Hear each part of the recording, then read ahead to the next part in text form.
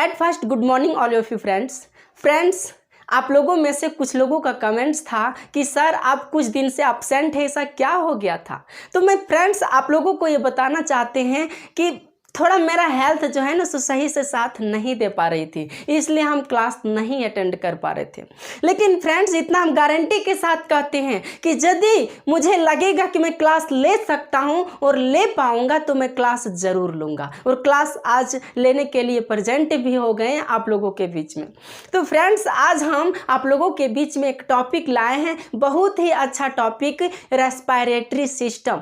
इसमें हम लोग समझेंगे कि जो हम लोग सांस लेते हैं तो वायु को अंदर करते हैं, एयर को अंदर करते हैं। तो सांस लेने के दौरान, श्वसन के दौरान हमारे शरीर के अंदर कौन कौन से ऑर्गन पार्टिसिपेट करती है, तो उसको हम लोग इस लेक्चर में समझेंगे। इसके अलावा हम लोग ये भी समझेंगे कि जैसे कि आप लोग आजकल देख रहे होंगे कि कोरोना का पूरा महामारी फैला हुआ है।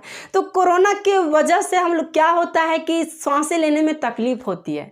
लोगों के मुंह से आप लोग सुने होंगे कि जो कोरोना का बीमारी है यह एक फेफड़े का बीमारी है। बट ये फेफड़े के कौन से अंग को या कौन से ऑर्गन को प्रभावित करता है, तो उसको भी हम लोग समझेंगे कि ये कोरोना हमारे फेफड़ा के कौन से भाग को या इफेक्ट करता है, तो उसको हम लोग समझेंगे। इसके अलावा आप सुने होंगे कि निमोनिया होता है या टीबी होता है। तो निमोनिया या टीबी जो होता है तो हमारी सांस लेने में वो तकलीफ क्यों देती है, तो उसको भी हम लोग इस लेक्चर में समझेंगे। इसलिए आप लोग इस वीडियो के अंत तक बने रहिए। आप लोग मन से यदि बने रहिएगा तो मैं गारंटी के साथ कह सकता हूं कि आप लोगों को कभी बोरिंग नहीं होने देंगे।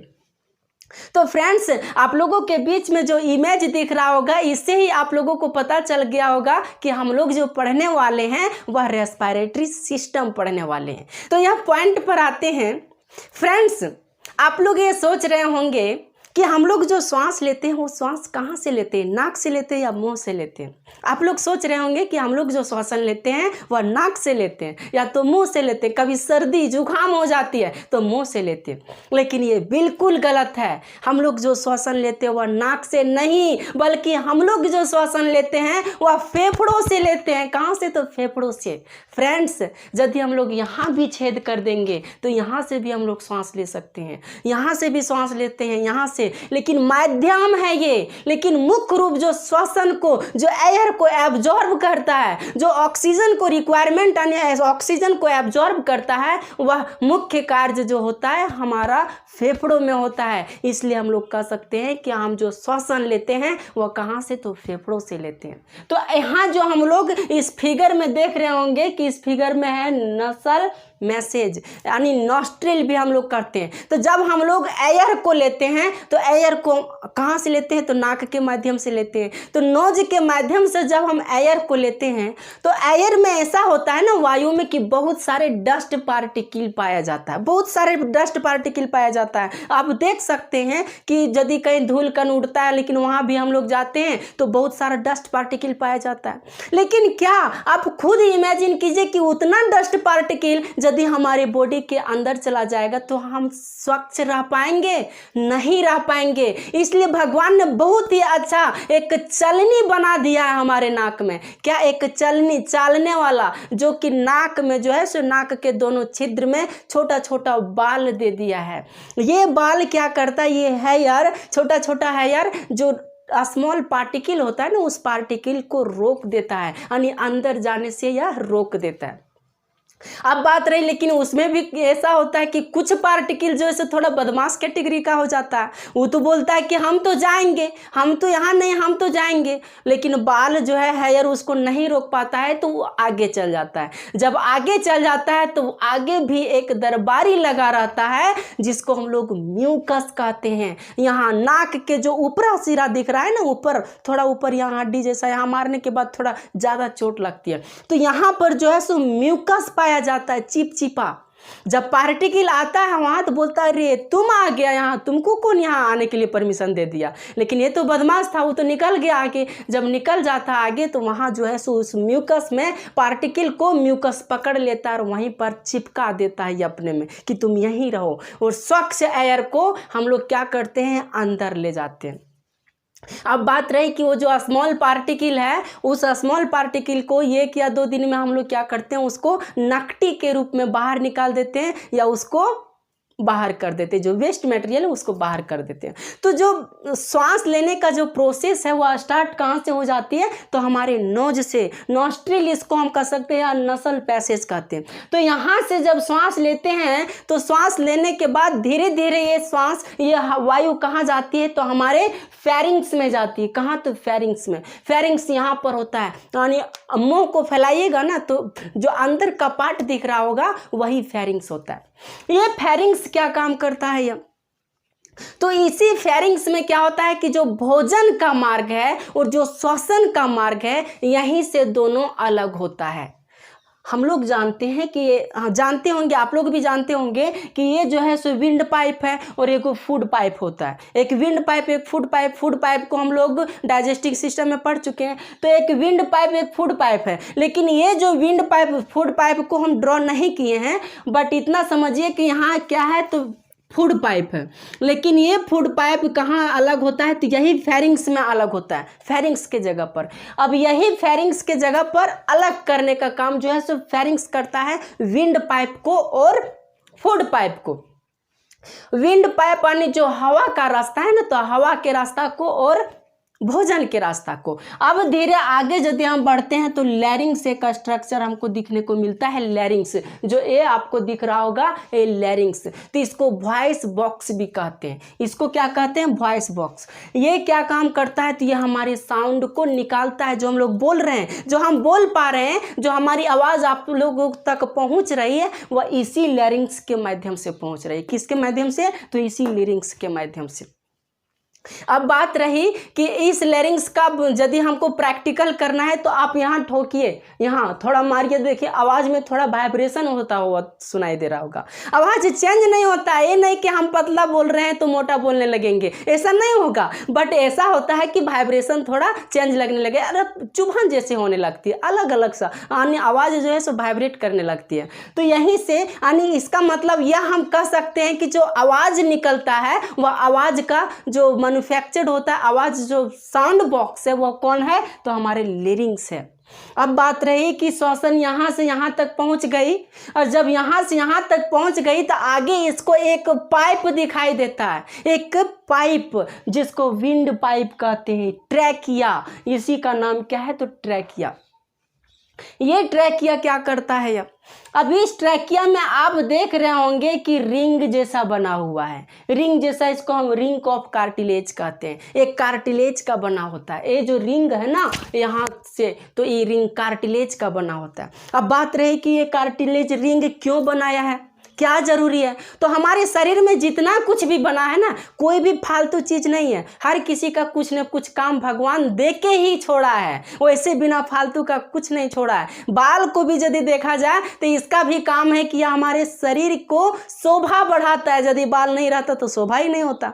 तो किसी न किसी को कुछ न कुछ काम दे करके ही छोड़ा है। तो ये जो रिंग्स है, इसका क्या काम है, तो ये क्या करता है, ये जो विंड पाइप है ना, ये विंड पाइप को क्या करता है कि फैला करके रखता है। मान लेते हैं कोई गाड़ी का ट्यूब है, गाड़ी का ट्यूब देखे होंगे, यदि उससे हवा को निकाल दिया जाए तो गाड़ी का ट्यूब क्या होता है, चिमटा जाता है, सिकुड़ जाता है, सिकुड़ जाता है ना। और जब सिकुड़ जाएगा, अब खुद समझिए कि उसी तरह ये भी होता है, क्या होता है, ट्रैकिया, कि यदि यहाँ रिंग नहीं होता तो ये भी सिकुड़ा जाता। और जब सिकुड़ा जाता, सिकुड़ जाता, तो हम लोग जो है सो श्वास लेने में तकलीफ होती, श्वास नहीं ले पाते। और जब श्वास नहीं ले पाते तो क्या होता, हका हका करके मर जाते।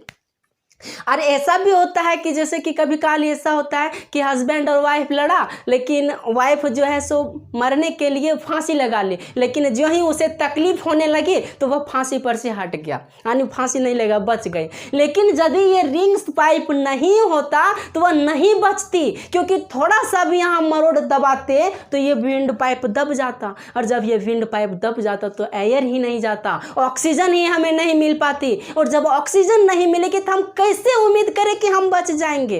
तो इसका भी बहुत इंपॉर्टेंस रोल है ना इसका। तो किसी भी चीज़ का इंपॉर्टेंस बहुत है हमारे बॉडी में। अब बात रही कि ट्रैकिया से जो एयर है वो कहाँ जाता है, तो इस ट्रैकिया से एयर जो है, वायु जो है सो यहाँ पर चला जाता है ब्रोंकाई में। कहाँ पर? ब्रोंकाई में। अब ये ब्रोंकाई क्या करता है, तो यहाँ से जब एयर जो है सो इस ब्रोंकाई में पहुँचता है, लेकिन ये ब्रोंकाई जो है सो ब्रोंक्यूल से कनेक्टेड होता है। छोटी छोटी जो टहनी आपको दिख रहा है ना, ये ब्रोंक्यूल से कनेक्टेड होता है। ये टहनी ब्रोंक्यूल से कनेक्टेड होता है और यही ब्रोंक्यूल जो है सो एल्वियोलर सैक से कनेक्टेड होता है। और यही एल्वियोलर सैक जो है सो इस मुख्य जो हम ये मूवी देख रहे हैं, जो मूवी आप लोग देख रहे हैं, इसका मुख्य हीरो यही है। कौन है? तो एल्वियोलर सैक। जो भी श्वसन इस रेस्पिरेटरी सिस्टम मूवी का जो भी हीरो है, एक्टर है, वह एक्टर कौन है? तो यही एल्वियोलर सैक है। अब कुछ लोगों के दिमाग में चल रहा होगा कि एक्टर तो ये है, तो एक्ट्रेस कौन है, हीरोइन कौन है? वो भी तो होगा ना, तो वो भी बताएंगे हीरोइन कौन है। धैर्य रखो। अब बात रही एल्वियोलर सैक, ये सब का काम क्या है? हर चीज़ का काम है, तो काम क्या है? तो ये क्या करता है, ट्रैकिया से वायु यहाँ पर आया। अब ये क्या करता है, ये वायु को पकड़ करके इसको दे देता है। किसको? इसको, ये ब्रोंक्यूल्स को। और जब ब्रोंक्यूल्स को वायु दे देता है, फिर ये दे देता है ये एल्वियोली को। किसको? एल्वियोली को। अब ये एल्वियोली में जो हम लोग श्वास लेते हैं, थोड़ा डिटेल से चलते हैं हम लोग कि हम लोग जो श्वास लेते हैं, तो श्वास में मुख्य रूप से 3 गैसेस को हम लोग लेते हैं, जैसे कि नाइट्रोजन, ऑक्सीजन और कार्बन डाइऑक्साइड। नाइट्रोजन को जो हम लोग लेते हैं, वह नाइट्रोजन कितना परसेंट होता है? तो 78%। कितना परसेंट नाइट्रोजन होता है? तो 78%। ऑक्सीजन जो लेते हैं, ऑक्सीजन कितना होता है? तो ऑक्सीजन 21% होता है। कितना? 21%। और जो कार्बन होता है वो 0.03% होता है। 0.03%। अब बात रही कि इतना, लेकिन आप लोग सुने होंगे कि सर हम लोगों को जीने के लिए तो ऑक्सीजन चाहिए, लेकिन ये नाइट्रोजन क्यों हम लोग लेते हैं? क्या ज़रूरी है? जब भगवान इतना कुछ बना दिया, तो भगवान को ये भी तो बनाना आता होगा कि यदि नाइट्रोजन और कार्बन डाइऑक्साइड को ना बल्कि ऑक्सीजन को एब्जॉर्ब कर सके। कभी आपने सोचा है कि भगवान इतना कुछ बना सकता है तो इसको क्यों नहीं बनाया कि सिर्फ ऑक्सीजन को ही छांट लेगा बाहर से ही, कि सिर्फ ऑक्सीजन या ऑक्सीजन को ही हम लोग ले सकते हैं? तो ये सब को हम लोग क्यों लेते हैं?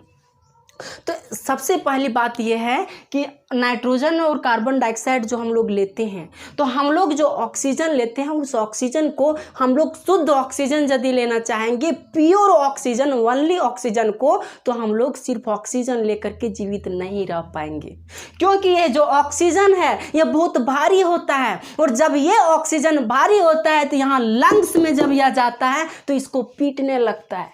क्या लगता है? अब ये फेफड़ा बेचारा क्या करेगा? इसका मार ही नहीं सहन कर पाता है, और जब मार नहीं सहन कर पाएगा तो फेफड़ा क्या करेगा बेचारा? अब सांसें लेने छोड़ देगा कि नहीं अब तुम्हारी जरूरत नहीं, अब नहीं लेंगे, जाओ, काम ही नहीं करेंगे हम। फेफड़वे काम करने छोड़ देता है, और जब फेफड़वा काम करने छोड़ेगा तो क्या इससे हम उम्मीद करें कि बिना ऑक्सीजन के या बिना श्वसन के हम जीवित रह जाएंगे? उम्मीद कर सकते हैं? उम्मीद नहीं कर सकते हैं। और वह आदमी जो है सो भगवान के प्यारे हो जाते हैं। यही वजह है कि हम लोग प्योर ऑक्सीजन यदि लेना चाहेंगे तो नहीं ले सकते हैं। हॉस्पिटल में भी बात रही तो ऑक्सीजन के साथ साथ नाइट्रोजन मिलाया जाता है। हम लोग गोताखोर लगाते हैं, चाहे कहीं पानी में लेकर के, तो ऑक्सीजन के साथ नाइट्रोजन ले जाता है। गहराई में यदि जाते हैं तो ऑक्सीजन के साथ हीलियम ले जाता है। तो ये जो है सो प्योर सिर्फ ऑक्सीजन हम लोग नहीं ले सकते हैं। तो ये समझ गए होंगे कि ऐसा क्यों। तो जब हम लोग नाइट्रोजन, ऑक्सीजन और कार्बन डाइऑक्साइड को लेते हैं तो इसका कुछ काम है नहीं, तो हमारे शरीर में क्या किया जाता है नाइट्रोजन का? तो ये जो नाइट्रोजन चल गया, बिन बुलाए मेहमान है, या चल गया, अंदर चल गया, तो बिन बुलाए मेहमान को भी इसको बिन बुलाए जैसा भेज दिया कि जाओ, तुम्हारी जरूरत नहीं है, यहाँ से चले जाओ, तुम्हारे लिए कुछ काम यहाँ नहीं है, तुम्हारे लिए मेरे घर में नाश्ता पानी नहीं है, तुम बाहर चले जाओ। और यहाँ से 78% गया, और 78% का पूरा जो है सो नाइट्रोजन बाहर निकाल देते हैं हम लोग श्वसन के माध्यम से। अब बात रही ऑक्सीजन, तो क्या 21% ऑक्सीजन जो हम लोग लेते हैं तो उतना हमारे शरीर को जरूरत है? तो उतना नहीं, बल्कि ओनली 4% ऑक्सीजन जो है हमारे शरीर को जरूरत है। कितना? तो ओनली 4% ऑक्सीजन। बाकी जो 70% ऑक्सीजन बची, उस 20% ऑक्सीजन को 17% ऑक्सीजन को यहाँ हम लोग क्या करते हैं? श्वसन के रूप में बाहर कर देते हैं। अब बात रही कार्बन डाइऑक्साइड, तो ये कार्बन डाइऑक्साइड कितना बाहर निकलेगा? तो ये कार्बन डाइऑक्साइड भी उसी तरह बाहर निकल जाता है, जितना आया उतना बाहर निकल गया। लेकिन जो हम लोग 4% ये जो ऑक्सीजन को लिए 4% ऑक्सीजन, तो वो 4% ऑक्सीजन हम जानते हैं कि हमारे शरीर में ऑक्सीजन कार्बन डाइऑक्साइड में कन्वर्ट होता है, अभी हम समझेंगे। तो ऑक्सीजन कार्बन डाइऑक्साइड में कन्वर्ट होता है, तो ये 4% ऑक्सीजन कार्बन डाइऑक्साइड में कन्वर्ट हो जाएगा और लगभग 4% क्या होगा? ऑलमोस्ट 4% कार्बन डाइऑक्साइड जो है सो हम लोग श्वसन के रूप में बाहर निकाल देते हैं। तो ये प्रोसेस जो है हम लोग श्वसन में एयर को लेते हैं और उसको बाहर निकालते हैं। तो ये थोड़ा डिटेल से रहा। अब बात रही कि जब ऑक्सीजन यहाँ पर आया, उसके बाद ऑक्सीजन कहाँ पर चल जाता है? तो एल्व्यूलर सैक में। ये जो आप लोगों को गोल गोल दिख रहा है ना, ये एल्व्यूलर सैक है। दरअसल इसका फिगर इस तरह नहीं होता है, जैसे कि हम उसको ड्रॉ नहीं कर सकते 3 डायमेंशनल में। ये जो एल्व्यूलर सैक है, अंगूर का गुच्छा आप देखे होंगे, तो उसी अंगूर के गुच्छे की तरह ये होता है एल्व्यूलर सैक। और जब यहाँ से आता है कौन? हवा आता है ना, तो हवा आता है तो यहाँ पर जो है सो एल्व्यूलर सैक क्या करता है कि इधर देखा कि हवा आया तो हवा को एब्जॉर्ब कर लिया। लेकिन इसको पता चल गया, इसको ये जानता है कि बिन बुलाए मेहमान तो आएगा, बारात है, बिन बुलाए मेहमान तो आएगा। तो जो बिन बुलाए मेहमान आता है उसको यहीं से लौटा देता है कि तुम यहाँ से जाओ, तुम्हारी जरूरत नहीं है। और 78% नाइट्रोजन को यहीं से लौटा देता है। कार्बन डाइऑक्साइड को जो है इसका प्रोसेस होता है उसके बाद लौटाता है। उसके बाद क्या करता है? ऑक्सीजन से इसको मतलब है, किससे? ऑक्सीजन को। और वो भी कितना? तो ओनली 4%। तो 4% ऑक्सीजन को यह क्या करता है? ये एब्जॉर्ब कर लेता है कि आओ तुम जल्दी आओ, और इसको क्या करता है? पकड़ लेता है। और 4% ऑक्सीजन को यह पकड़ करके रख लेता है अपने पास, कुछ क्षण के लिए अपने पास। लेकिन हमारे शरीर में एक नारद मुनि होता है, नारद मुनि का काम करता है। वो कौन होता है? तो वो पूरे शरीर में जो है सो भ्रमण करते रहता है, कहीं चैन से नहीं बैठता है वह नारद मुनि, बल्कि पूरे शरीर में वहां दौड़ते रहता है। तो वह नारद मुनि का नाम क्या है? तो उस नारद मुनि का नाम है ब्लड। क्या है? तो ब्लड, जिसको हिंदी में खून कहते हैं। तो यह नारद मुनि जो है, यह ब्लड हमारे शरीर में एक जगह स्थिर नहीं रहता है, बल्कि पूरे शरीर में यह दौड़ते रहता है। यही वजह कि हम जीवित भी रह पाते हैं। इसका भी इंपॉर्टेंस पढ़ेंगे, ब्लड जब पढ़ेंगे तब बताएंगे कभी। तो ये ब्लड क्या करता है कि यहाँ पर ऑक्सीजन में आया, जब ऑक्सीजनवा आया तो ये ब्लडवा यहीं लगल रहता है। जो ही देखा कि ऑक्सीजन आया, और एल्व्यूलर सैक और ऑक्सीजन आई ब्लडवा में एक गहरा दोस्ती है, बहुत गहरा मित्रता है। क्या करता है कि 17% 17% ऑक्सीजन को यह बाहर भेज दिया, ओनली 4% रखा, नाइट्रोजन को तो इसने बाहर ही भेज दिया। अभी 4% ऑक्सीजन को यह तुरंत दे देता है ब्लड को। और जब ब्लड को यह दे देता है तो ब्लडवा क्या करता है, यहाँ से ऑक्सीजन को लिया, ये ब्लडवा ऑक्सीजन को लिया, और ये ब्लडवा जो है ब्लड वेसल्स के माध्यम से, कहा? तो ब्लड वेसल्स से एक नली पाई जाती है, ब्लड वेसल्स नली दिखाते हैं।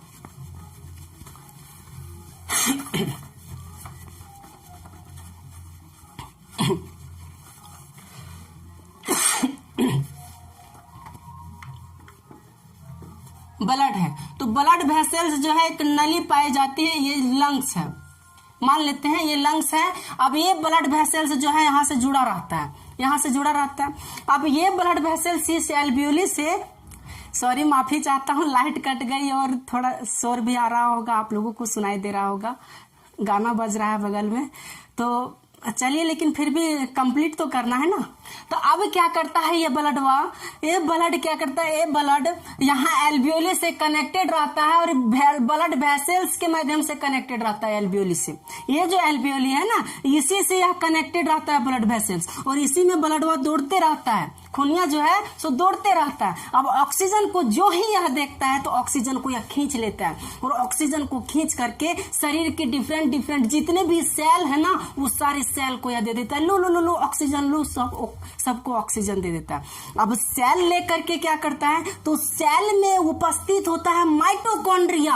आप नाम सुने होंगे, जो हमको एनर्जी जो देता है ना वही माइटोकॉन्ड्रिया हमारे शरीर को एनर्जी देने का काम करता है। तो माइटोकॉन्ड्रिया को दे देता है क्या, ये ब्लडवा जो है सो ये ऑक्सीजनवा को माइटोकॉन्ड्रिया दे देता है, लो लो लो माइटोकॉन्ड्रिया लो। अब माइटोकॉन्ड्रिया क्या करता है कि एक प्रोसेस करता है माइटोकॉन्ड्रिया, जिसको हम लोग कहते हैं क्रेब्स साइकिल। क्या कहते हैं? Krebs cycle. थोड़ा एडवांस है लेकिन समझ जाइएगा तो आप लोगों को बहुत आगे चल करके फायदा होगा। तो ये क्रेब्स साइकिल प्रोसेस करता है, एक अलग प्रोसेस होता है, मैन्युफैक्चर जैसे एनर्जी का निर्माण करता है या क्रेब्स साइकिल के माध्यम से एनर्जी का निर्माण करता है। और इसको एनर्जी के निर्माण करने के लिए इसको ऑक्सीजन की जरूरत पड़ती है। किसकी? तो ऑक्सीजन की जरूरत पड़ती है। और यही ऑक्सीजन को देने का काम कौन करता है? तो नारद मुनि ब्लड करता है। और जब यहाँ से जब एनर्जी का निर्माण करता है तो इसका मशीन तो चलेगा, यहाँ क्रेब्स साइकिल में मशीन चलेगा। और जब मशीन में कुटाई पिसाई होता है ना तो ये ऑक्सीजन जो है सो धीरे धीरे कार्बन डाइऑक्साइड में कन्वर्ट हो जाती है। किसमें? तो कार्बन डाइऑक्साइड में कन्वर्ट हो जाती है। और कार्बन डाइऑक्साइड में जब कन्वर्ट हो जाती है तो फिर यहाँ नारद मुनि आकर के बैठल है, पूरे सेल में नारद मुनि आकर के बैठल है। ये ब्लडवा जो ही कार्बन डाइऑक्साइड देखता है तो ऑक्सीजन से ज्यादा अट्रैक्टिव कार्बन डाइऑक्साइड से होता है। और कार्बन डाइऑक्साइड से पूरे सेल से जहां भी कार्बन डाइऑक्साइड मिला तुरंत उसको पकड़ करके या दुश्मन की तरह जो इसे बाहर फेंक निकालता है। और इसको क्या करता है? इस एल्वियोली को दे देता है, लो लो इसको बाहर करो, इसकी जरूरत नहीं है, हमारे शरीर में यह घातक हो सकता है, हार्मफुल हो सकता है, इसको बाहर करो, जल्दी भगाओ भगाओ यहाँ से। और इसको क्या करता है? एल्वियोली को जो ही देता है ये एल्वियोली भी हटा बहुत जल्दी काम करता है, इसको बाहर निकाल देता है। बट लेकिन ये जो लंग्स है ना, ये फेफड़ा जो हम लोगों का फेफड़ा है, यह फेफड़ा श्वसन नहीं कर पाएगा। ये जो है से अपने आप जो यह काम नहीं कर पाता है। जो हम लोग सांस लेते हैं ना ये अपने आप काम नहीं कर पाता है। अब बात रही कि ये काम कैसे करता है, तो ये काम करता है इसके माध्यम से, ये जो ब्लू कलर से आपको डायफ्राम दिख रहा होगा इसी के माध्यम से करता है। अब ये क्या करता है, ये क्या काम करता है हमारे शरीर में, वो समझिए कि जब हम लोग श्वास लेते हैं ना तो हम लोग श्वास लेते हैं तो हमारे ये जैसे कि लंग्स है, उसके ऊपर रिब्स है, पसली जिसको हम लोग कहते हैं, पसली कहते हैं, तो वो रिब्स है। और रिब्स के अंदर जो है सो लंग्स बहुत सेफ है, एकदम सुरक्षित है, बहुत दीवार लगा हुआ है और सुरक्षित है। और इसी पसली के नीचे, इसी रिब्स के नीचे, वो लंग्स के नीचे जो पाया जाता है वो डायफ्राम पाया जाता है। ये डायफ्राम क्या करता है? जब हम लोग श्वास को लेते हैं, जैसे हम लोग श्वास लिए, जब सांस लिए तो ये क्या है? डायफ्राम नीचे चला जाता है, नीचे चला जाता है। और अब क्या होता है कि हम लोग सांस को छोड़ेंगे तो ये डायफ्राम ऊपर चला जाता है, नीचे चला जाता है, ऊपर चला जाता है। अब ऐसे में क्या होता है कि ये क्या करता है? धक्का देने का काम करता है। जैसे कि सांस जब अंदर ले लेता है या, लेकिन छोड़ने का हिम्मत ही नहीं पड़ता है, उतना एनर्जी नहीं है इसके पास। जब छोड़ने का हिम्मत नहीं पड़ता है तो ये धक्का देता है, भगो। और धक्का जब देता है तब यह जो कार्बन डाइऑक्साइड इसको बाहर फेंकता है। आप खुद ही समझिए कि यदि इस डायफ्राम और इस एल्वियोलर लंग्स में दुश्मनी हो जाए तब क्या होगा? इन दोनों के बीच में यदि दुश्मनी हो जाए तब क्या होगा? ये मान ली सांस लिया, बड़े चाव से सांस लिया, लेकिन ये बोलेगा नहीं हम तुमसे गुस्सियाल हैं, तुमसे हम झगड़ा किए, तुम हम ये काम नहीं किया, मेरा वो काम नहीं किया, हम कामें नहीं करेंगे। अब ये गुस्सा होकर के बैठा है। अब ये तो श्वास ले लिया लेकिन इसको तुरंत छोड़ना भी तो है कार्बन डाइऑक्साइड को, और यदि नहीं छोड़ेंगे तो हम लोग यकबक होकर के मर जाएंगे ना, जीवित रह पाएंगे नहीं, जीवित रह पाएंगे। तो इसको भी अपने साथ मिला करके यह रखता है, दुश्मनी बिल्कुल नहीं करता है इसके साथ। जो ही दुश्मनी किया तो ही समझो कि हम लोग भगवान के प्यारे हो जाएंगे, इसलिए दुश्मनी नहीं करता है। तो ये है डायफ्राम का वर्क या फंक्शन। ये समझ में आ गई होगी। अब बात रही कि जैसे कि किसी को टीबी हो जाता है, किसी को निमोनिया हो जाता है, या आजकल जो प्रचलन में है कोरोना जो कि बहुत तेजी से फैल रहा है, बहुत लोगों को नुकसान पहुंचा रही है, वो हो जाता है। तो वो कहाँ हमारे लंग्स के, उससे क्या होता है कि जब होता है तो श्वास लेने में तकलीफ होती है, श्वास यानी फेफड़ों को तकलीफ होता है। तो वो किसको प्रभावित करता है?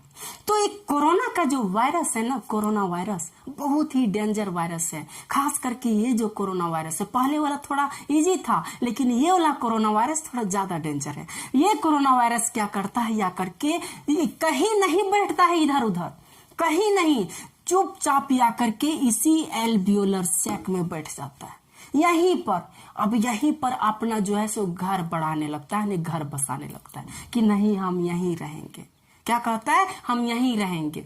ये जो है यहीं पर घर बसाने लगता है। अब ये एल्वियोली जो है ना तो ऑक्सीजन को अच्छा से एब्जॉर्ब कर पाता है, ना ही कार्बन डाइऑक्साइड को बाहर भेज पाता है। तो इससे यदि एब्जॉर्ब या बाहर नहीं कर पाएगा, ना तो बाहर भेज पाएगा ना अंदर भेज पाएगा, तो हम लोगों को सांस लेने में तकलीफ होगी ना तकलीफ। तो इसी वजह से हम लोगों को सांस लेने में तकलीफ होती है और हम लोग सांस नहीं ले पाते, और हम लोग अकबक होकर के क्या होते हैं, मर जाते हैं। तो यही एल्वियोलर सैक की वजह से। निमोनिया भी इसी तरह होता है, टीबी भी इसी तरह होता है। तो ये बात समझ गई कि कोरोना, निमोनिया और टीबी जो इफेक्ट करता है वो हमारे लंग्स के इसी एल्वियोलर सैक को प्रभावित करता है, जिसकी वजह से हम लोग ऑक्सीजन और कार्बन डाइऑक्साइड का एक्सचेंज नहीं कर पाते हैं, श्वसन नहीं ले पाते, और हम लोग भगवान के प्यारे हो जाते हैं। अब बात रही कि यहां तक तो समझ गई।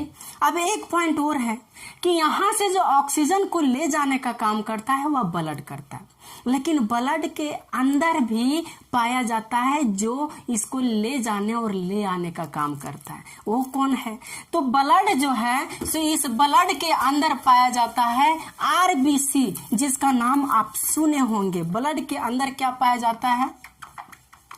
ब्लड के अंदर पाया जाता है आरबीसी, जिसका फुल फॉर्म होता है रेड ब्लड कार्बोसेल्स। ये आरबीसी में ही पाया जाता है हीमोग्लोबिन।